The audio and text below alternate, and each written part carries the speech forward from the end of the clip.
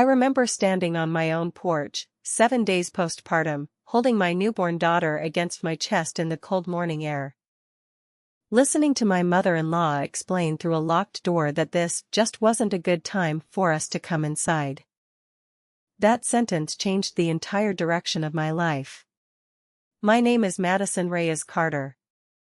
And this is the story of how I lost my home, found my strength, and finally learned what it means to protect your own peace, even when the people who are supposed to love you most refuse to.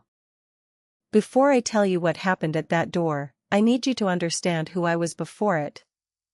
And everything I gave up to get there, because none of this happened overnight.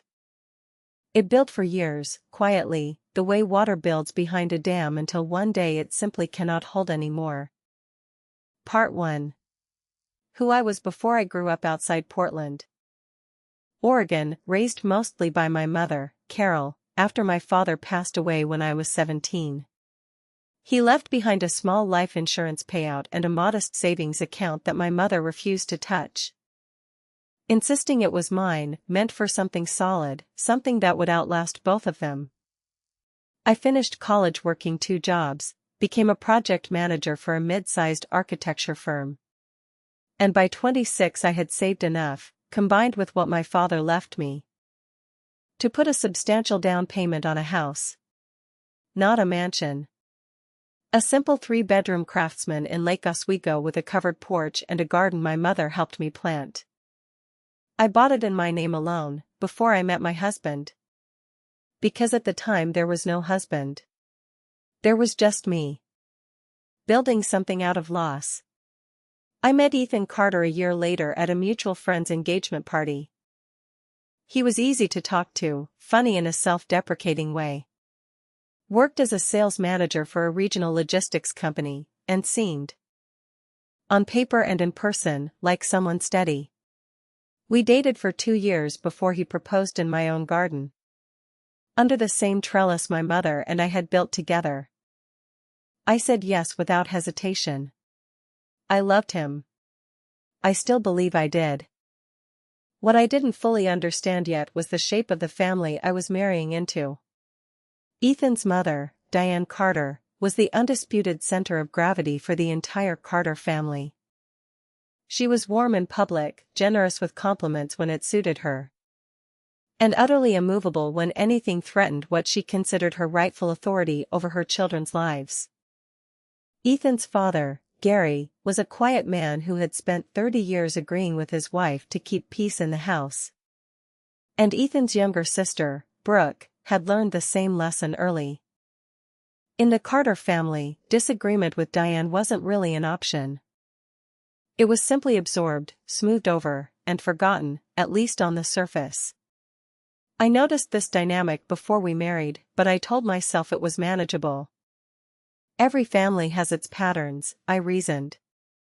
I told myself that once Ethan and I built our own household, our own rhythms, things would find a natural balance. I was wrong. But it took years of small moments for me to admit it. Part 2. The small warnings. Our wedding was supposed to be at a small vineyard 40 minutes from my mother's house. A venue I had chosen and put a deposit on myself. 3 months before the wedding, Diane called Ethan in tears, explaining that her cousin's venue, a lodge 2 hours further out, had suddenly become available for the exact date. And wouldn't it be wonderful for the whole extended family to be together somewhere with more history? Ethan came to me that night and asked if we could switch. I said no, gently, explaining the deposit, the guest logistics, my mother's proximity. He agreed to let it go. 2 weeks later, without asking me again, he told me his mother had already begun sending out revised directions to relatives. We ended up at the lodge. I ate the loss of my deposit quietly and told myself it wasn't worth the fight. Our honeymoon was cut short by 4 days when Diane scheduled elective knee surgery for the week we were in Portugal and called Ethan sobbing that she needed him there for recovery, even though Gary and a home health aide were fully capable of managing it.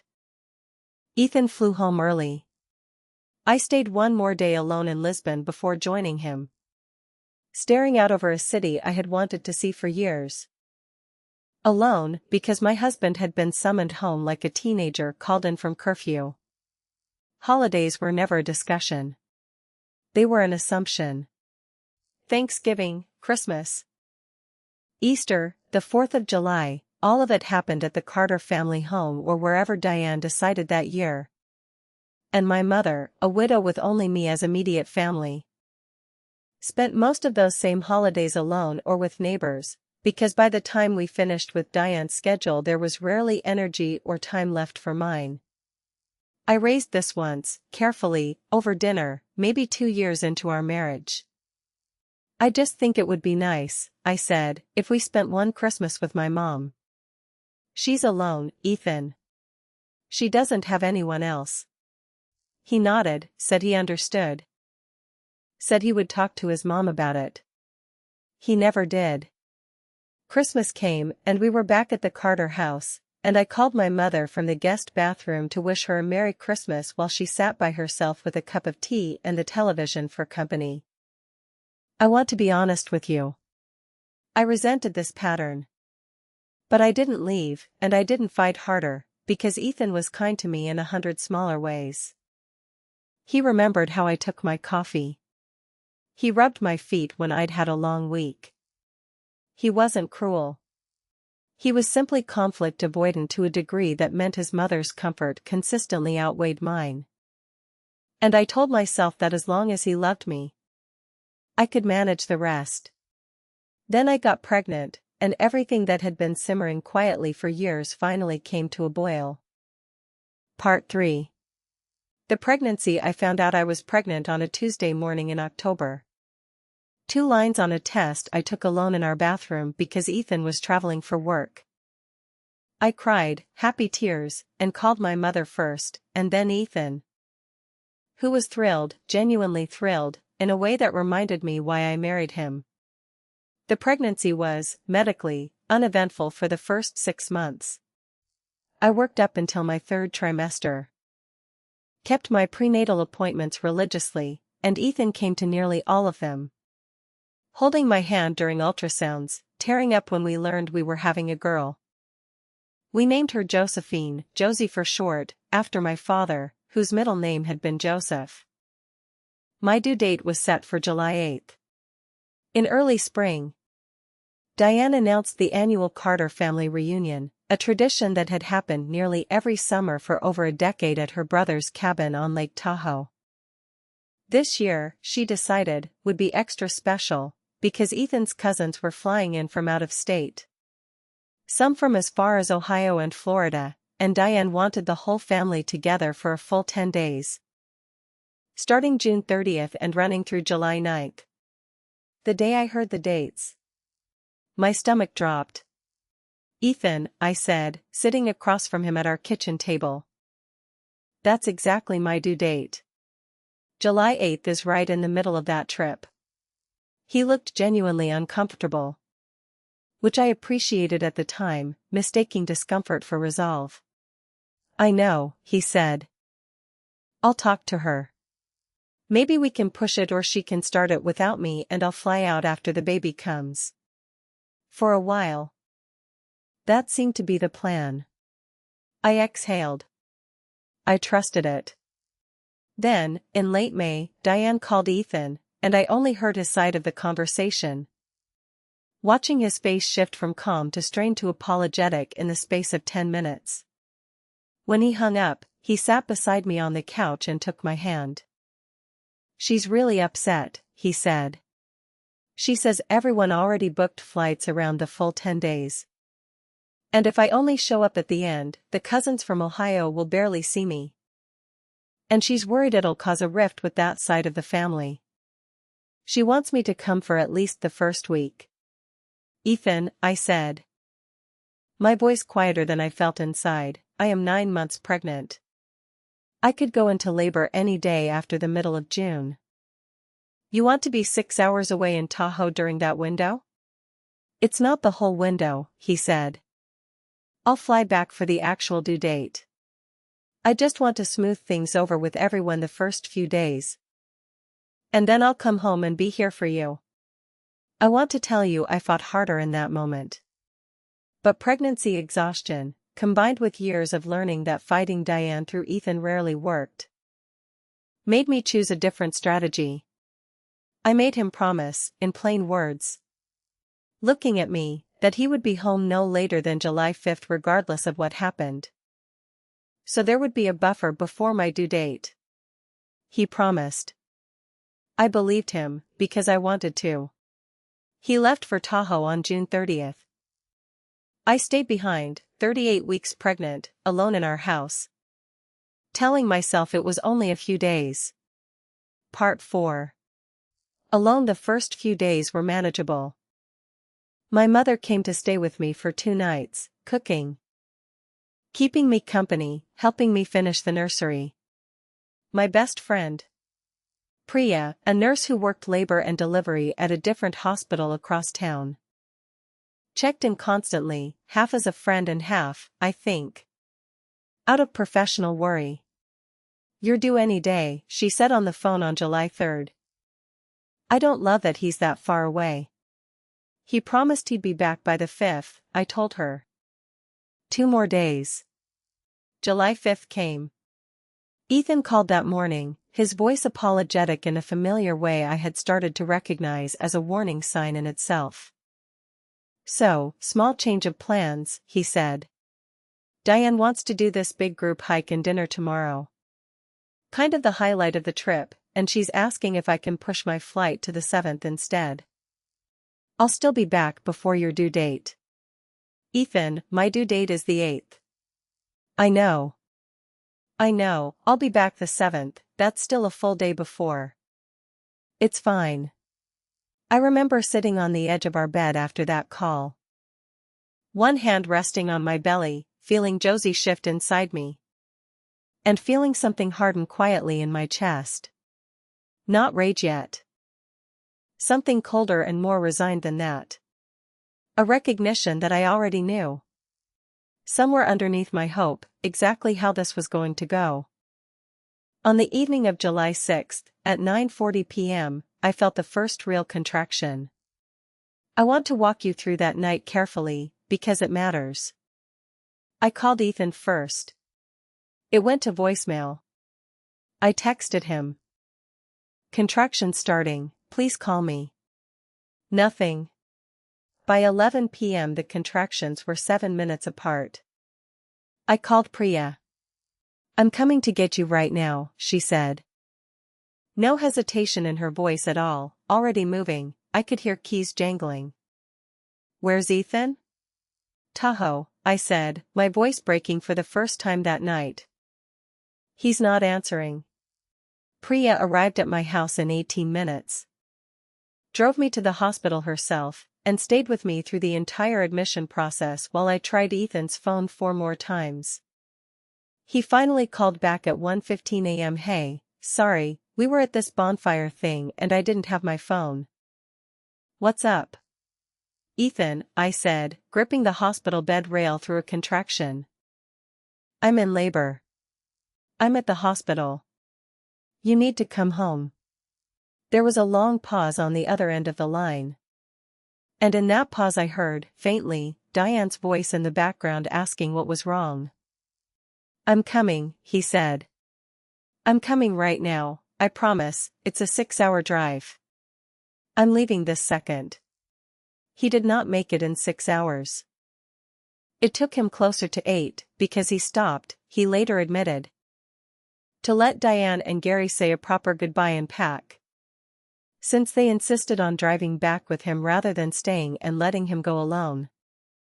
Josephine Carter was born at 4:52 a.m. on July 7th, in a hospital room with Priya holding my hand instead of my husband, coaching me through contractions with the same calm competence she used on her own patients.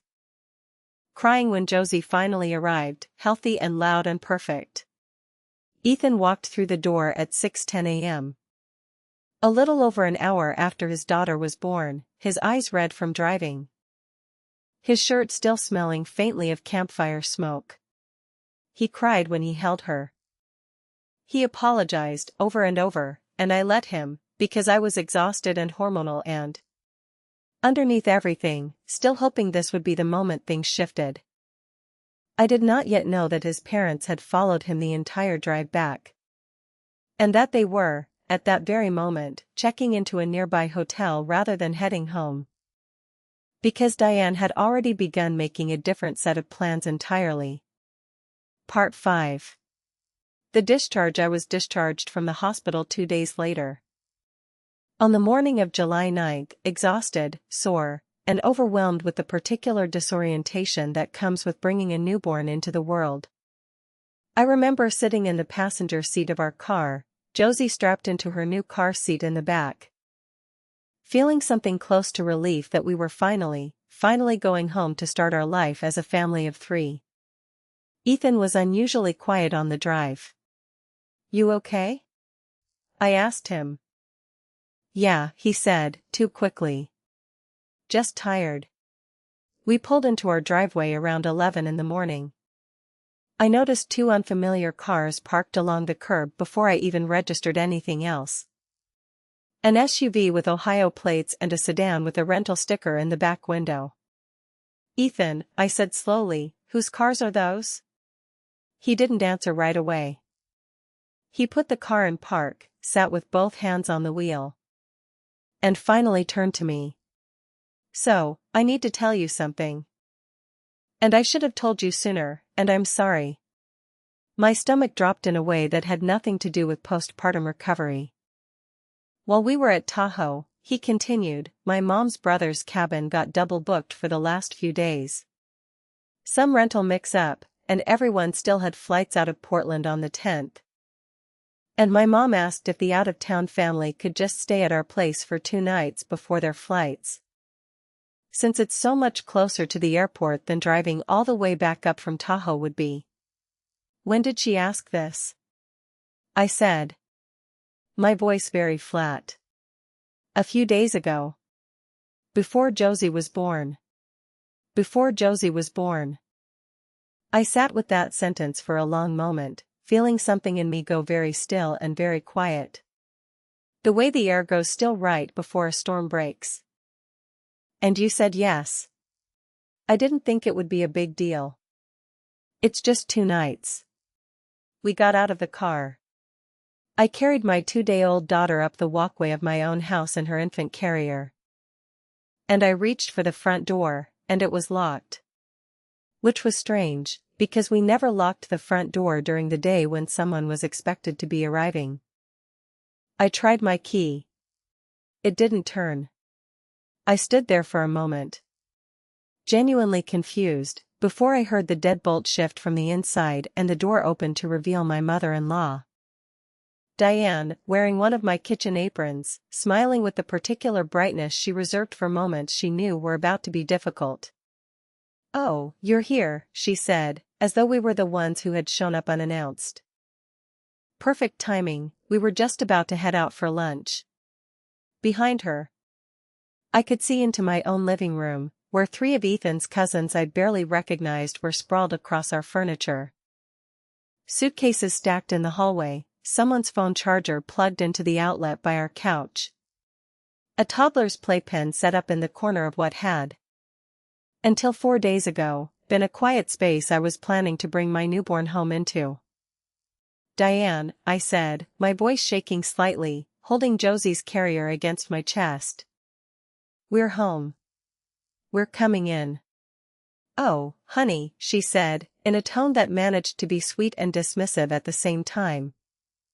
"Everyone just got in from the airport a few hours ago. They're exhausted, jet-lagged. We've got the guest room and Ethan's old room and even the office set up with air mattresses. It's a lot going on right now for a newborn to come into. Don't you think? Why don't you and the baby stay at your mom's tonight?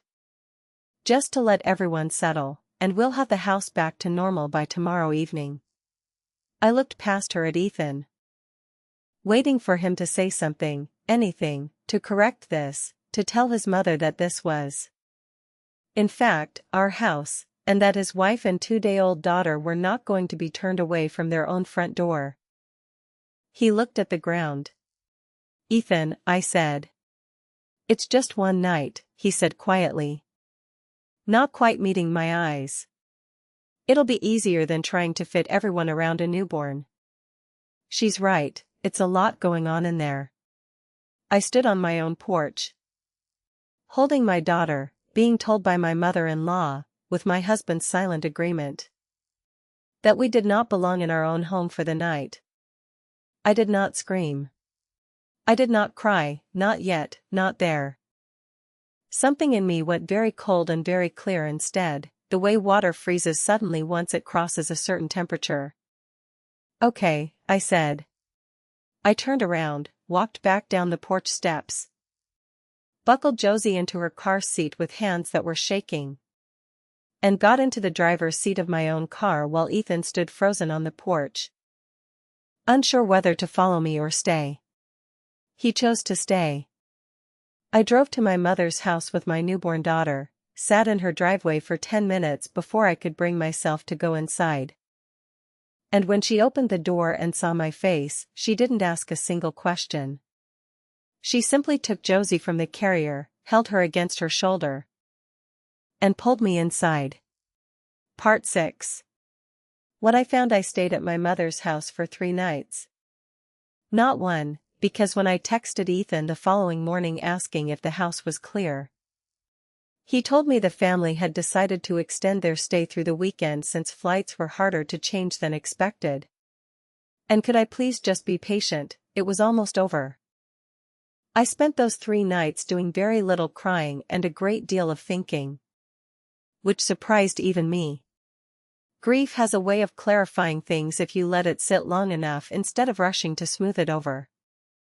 On the second night, while Josie slept beside me in the bassinet my mother had kept from decades ago, I picked up my phone and, for reasons I still can't fully explain except that some instinct told me to, I opened the family group chat Ethan had added me to years earlier, the one labeled simply Carter Family, and scrolled back through the last 2 weeks.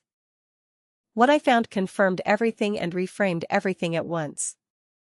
On July 4th, 3 days before Josie was born, Diane had written, "Ethan, I know the timing is tricky with the baby, but can we count on the house for the cousins the weekend of the 9th? It really is the only convenient option with the airport so close." Ethan had responded that same day, "Should be fine, I'll figure it out with Maddie." He never figured it out with me. He simply agreed on my behalf. About my house, 3 days before I gave birth, and never mentioned it once during the entire labor, delivery, or 2-day hospital stay that followed.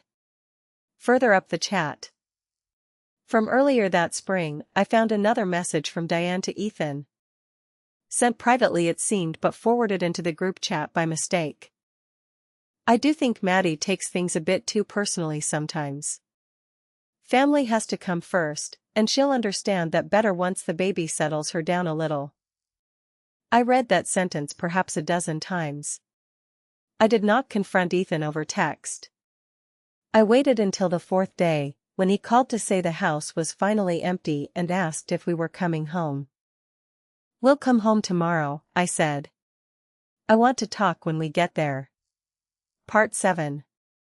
The conversation I sat Ethan down at our kitchen table the next evening, after Josie had been fed and settled in her bassinet in the next room.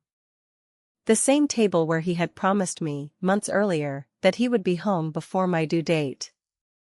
"I need you to explain something to me," I said, sliding my phone across the table. The screenshot of his message to Diane already pulled up.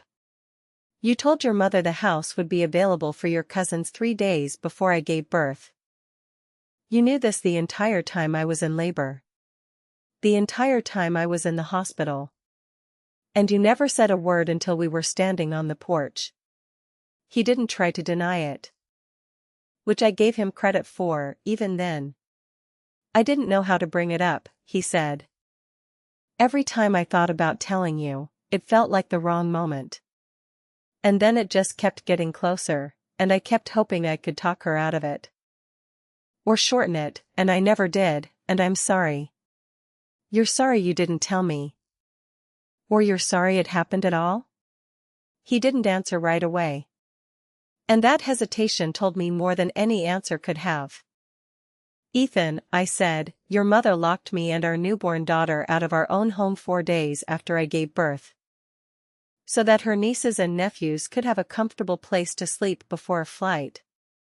And you stood there and let it happen. She didn't lock you out, he said, a note of defensiveness creeping into his voice. She just asked you to wait a night. My key didn't work. Ethan. On the door of the house I bought before I even met you. That landed the way I intended it to. He went quiet. I have spent 6 years, I continued, my voice steady even though my hands were shaking under the table, watching every holiday, every vacation, every major decision bend around your mother's preferences. I told myself it was manageable. I told myself once we had a family of our own, things would be different. Instead, the first thing that happened after I gave birth was that your family locked me out so they could finish their vacation in comfort. What do you want me to do? He asked. And I could hear real desperation in his voice now. I can't just cut my mom off. I'm not asking you to cut her off, I said. I'm asking you to choose your wife and your daughter over her convenience. One single time, when it actually matters. And so far, in 6 years, you haven't. He promised, that night, that things would change. He said he would talk to Diane.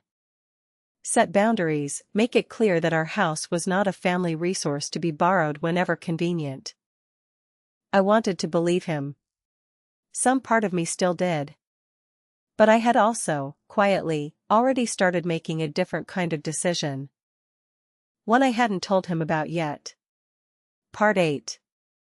The decision: the house was in my name alone. I had bought it 2 years before I met Ethan, using my father's inheritance and my own savings. And even after we married, we had never formally added his name to the deed. An oversight that at the time felt unimportant and had now become, unexpectedly, the single most significant fact of my adult life. I called a real estate attorney I had worked with years earlier through my job, a woman named Renata Osei, and asked her, hypothetically at first, what my options were. If the house is solely in your name, she told me over the phone, you don't need his permission to sell it. Depending on your state's laws, he may have some claim to appreciation and value that occurred during the marriage if it comes to divorce. But the property itself, and the decision to sell it, is entirely yours. I sat with that information for a full week before I decided anything. During that week, I watched closely. Ethan did have a conversation with Diane. A real one, from what I could tell, because she called our house twice that week. And both times I heard him say some version of "that's not going to work anymore." Mom through the closed office door. It was something. It was more than he had done in 6 years. But it was also, I realized with a clarity that felt almost peaceful in its finality, too little and far too late. Because the truth I had to face was not really about whether Ethan could learn to set one boundary with his mother. It was about the fact that it had taken locking his newborn daughter and postpartum wife out of their own home for him to finally consider it. It was about the years before that, the honeymoon cut short. The venue changed, the holidays my own mother spent alone, all of it building toward a single, undeniable pattern. In the hierarchy of Ethan's loyalties, I had always come somewhere below his mother's comfort.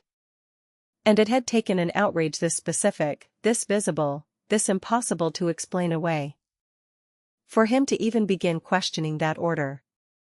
I did not want to spend the rest of my life waiting to find out whether he could permanently reorder those priorities, while raising my daughter inside a house that had already, once, been used against me.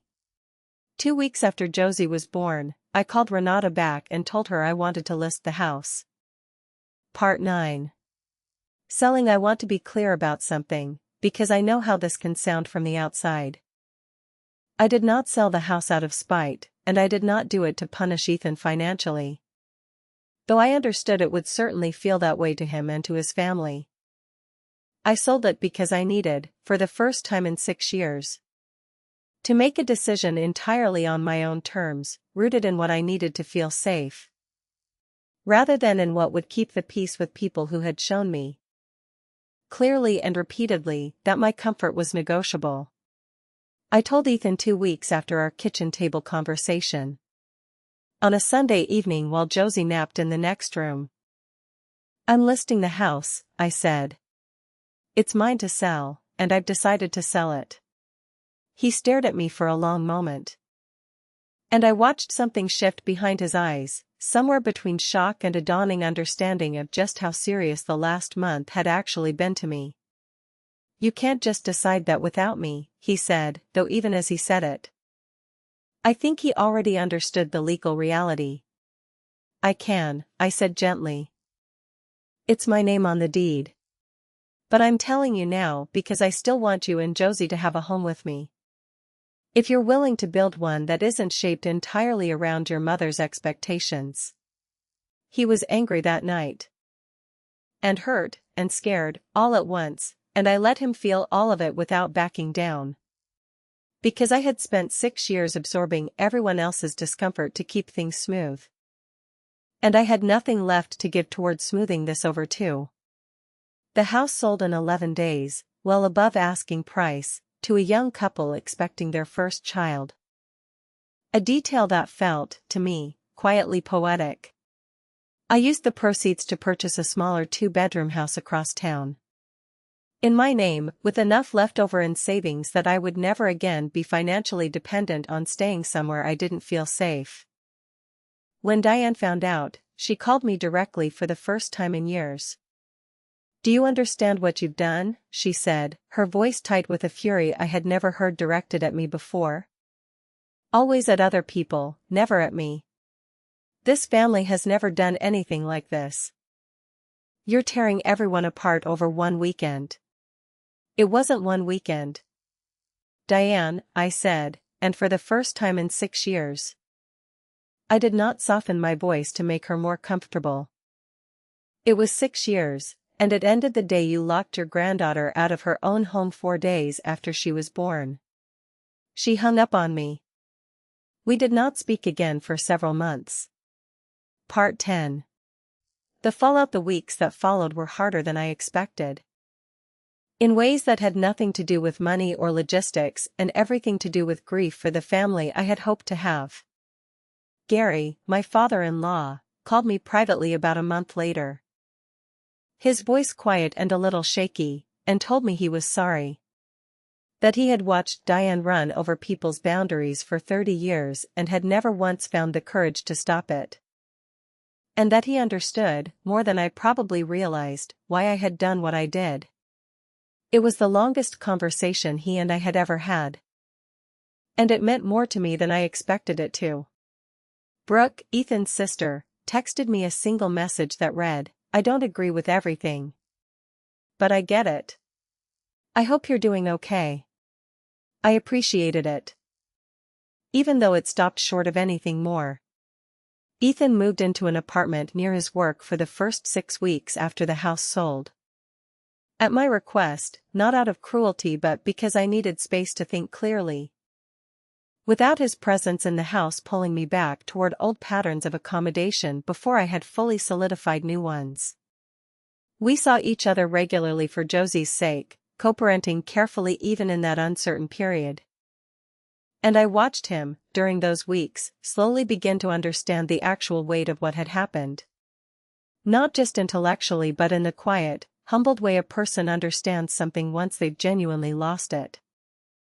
He started individual therapy in September, something he had never done before. And asked, tentatively, in October, whether I would consider couples counseling with him. Not to pressure me back into the marriage, he said, but because he wanted to become someone capable of the marriage I actually deserved. Whether or not I chose to give him another chance. I agreed to try. Cautiously, more for Josie's sake at first than my own, though that changed over time. Part 11. What changed? We spent 4 months in couples counseling with a therapist named Dr. Alvarez, who had a talent for asking quiet, precise questions that cut straight through years of accumulated politeness. In one early session, she asked Ethan directly what he thought his mother's actions had cost him. He sat with that question for a long time before answering. "Almost everything," he finally said. "My wife. Almost my daughter growing up with 2 parents in the same house. My own sense of who I actually am, separate from what keeps my mom comfortable."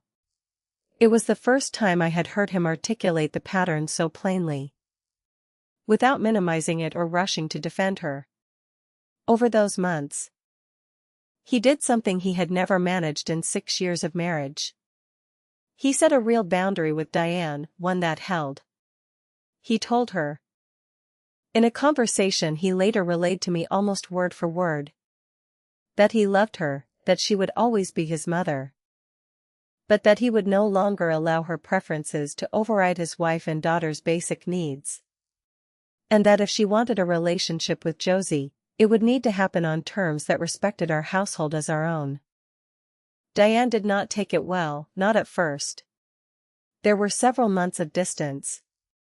Phone calls that went unanswered, a Thanksgiving that year that Ethan spent quietly with just Josie and me.